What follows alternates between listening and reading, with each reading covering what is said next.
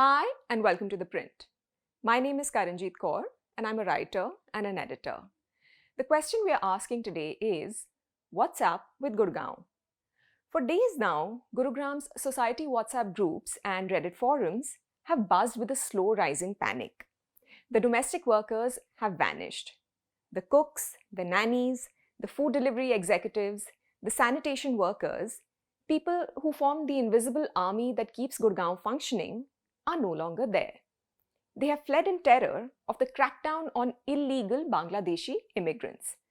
As kitchen countertops remain dirty and impromptu garbage dumps appear on abandoned plots, the city's residents are discovering what their gleaming towers are actually worth, all in the absence of the people who have suddenly been branded as threats. The crackdown itself hinges on absurd manufactured hysteria. In recent days, over 250 suspected illegal immigrants have been herded into holding areas for document verification. They are mostly Bengali-speaking workers, and even those with proper documentation like Aadhaar and PAN cards are being harassed by police demanding more proof. In some cases where, say, the father's birth certificate is missing, the authorities have demanded the grandfather's papers. Now, this dragnet has terrorized an entire workforce into underground hiding or outright flight. The truly amazing part is that this impressive exercise has resulted in the detention of a grand total of 10 people who are alleged to be Bangladeshis. That is 10 people in a city of over 2 million. A city-wide operation which has paralyzed essential services and disrupted thousands of livelihoods, all in service of a problem that barely exists outside of election years. An impossible tenuousness defines working-class existence in Gurugram. Women who spend their days scrubbing marble floors in sprawling condominiums return to cramped hutments that could be vaporized overnight without warning. Often built on contested land, these unauthorized settlements are tolerated only as long as they are convenient. Anandita Kakkar, a leader for Marketing Asia and a resident of Gurugram since the late 1990s, told me that several domestic workers complain about the system of exploitation in their quarters. Local landlords construct these structures and then force tenants to buy their daily groceries at inflated prices from designated shops. Anyone who tries to question this system faces eviction. The safety of young girls and women is a source of persistent fear for local communities. Kakkar said that adolescent girls are often sent back to their villages, while older ones work punishing 12-hour shifts, all in the belief that longer hours in employer homes might offer protection from the dangers lurking in their own neighborhoods. But here's the thing about Gurugram. The entire city lives in a state of precarity, just at different price points. Gurugram has a problem of structural abandonment. It doesn't matter if you're a domestic worker speaking an alien language. And it doesn't matter if you're the much-celebrated CEO of whatever hot startup is currently keeping the pink papers busy. Floodwaters and sanitation issues don't discriminate. Whether your home is an unlit tenement in an unauthorized colony or a 100 crore apartment in India's stoniest gated complex. The city's news cycle also follows a very predictable seasonal calendar of crises. Monsoon floods, festival traffic snarls, summer power cuts, winter pollution, and year-round waste management failures. Yet, real estate prices, spurred on by dangerous speculation, continue their relentless climb in the face of complete civic breakdown. Remember, property prices have risen 3 times since 2021. Meanwhile, as the Chief Minister announced plans for a Disneyland, 8 people died in 24 hours during recent rains from electrocution, drowning, and accidents. Writer and poet Manik Sharma moved to Gurugram only a year ago. He already fantasizes about leaving the city. Sharma has lived in metros all around the country, but told me that he has yet to encounter a place that is so mismanaged yet so highly spoken of.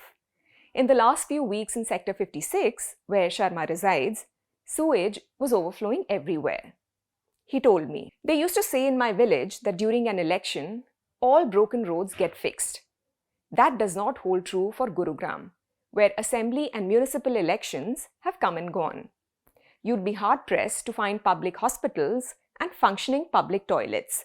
I can't understand how working women who don't own cars navigate this city. Sharma suggested that while plenty of Indian cities grapple with traffic, the condition of Gurugram's infrastructure is the absolute worst he has witnessed, all while the city's real estate lobby continues to sing a different tune. He said, Gurugram's real estate PR does its own PR, pointing to the giddy conversations around the prices and how that guides perceptions about the city.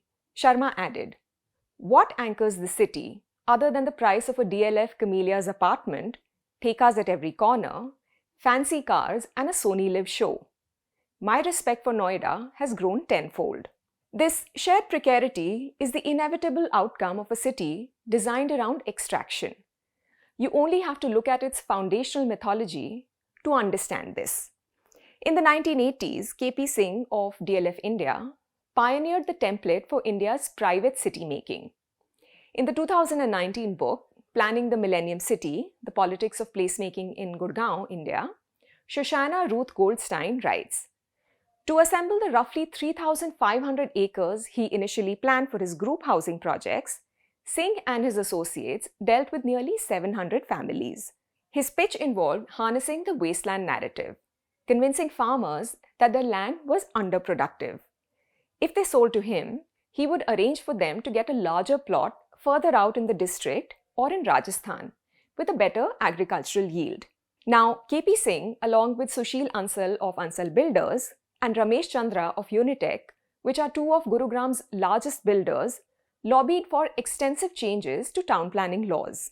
In his 2011 memoir, Whatever the Odds, The Incredible Story Behind DLF, KP Singh wrote about convincing holders of small land parcels to sell their assets to DLF and also become angel investors in the company. He writes, I used to dress in a kurta pajama, wrap a shawl around my shoulders, and wear a beret on my head. I would squat on the floor of their huts and drink the refreshment they offered. I even shared a few puffs of smoke from their hookahs, as it would have been impolite to refuse. Several of these deals would go on to sour, but that scarcely made a dent in DLF's profits. The same logic that once convinced farmers that their fertile land was worthless now convinces residents that paying 100 crore for flood-prone apartments represents progress. Left in the lurch are upper middle-class residents like Kakkar, who has witnessed the several facelifts that her city has undergone, from wheat fields to elevated metro lines, from abundant water supply to having to rely on water tankers full of worms. When her family first moved to Gurugram, the running joke was that one side of the highway, where the DLF properties were, was the good, and the other side, where Udyog Vihar's manufacturing units were, was the Gaon. All that changed with the arrival of global firms like Microsoft, Google, and the building of Cyber City. Gurugram had plenty of opportunities to fashion itself in the image of, say, Chandigarh, but they've all flown by. Kakkar said that the city suffers from a lack of vision. She told me, I wonder if it's because there are too many builders in the area, or that Gurugram's municipal authorities cannot foresee the next growth spurt. The city is surviving on a wing and a prayer. Still, some of the optimism of the early days continues to abide. Kakkar said that Gurugram has offered millions of people from smaller towns in North India the chance to be upwardly mobile and to rewrite the course of their lives. She said, people who moved here came with massive aspirations, and Gurugram became the gateway to many other opportunities. Things have gotten worse, but they have also gotten better for so many. That too is Gurugram. Perhaps that's one of the promises Gurugram has actually kept, that people will find ways to survive even systemic abandonment. Because if you can endure Gurugram's dysfunction, you can probably endure anything.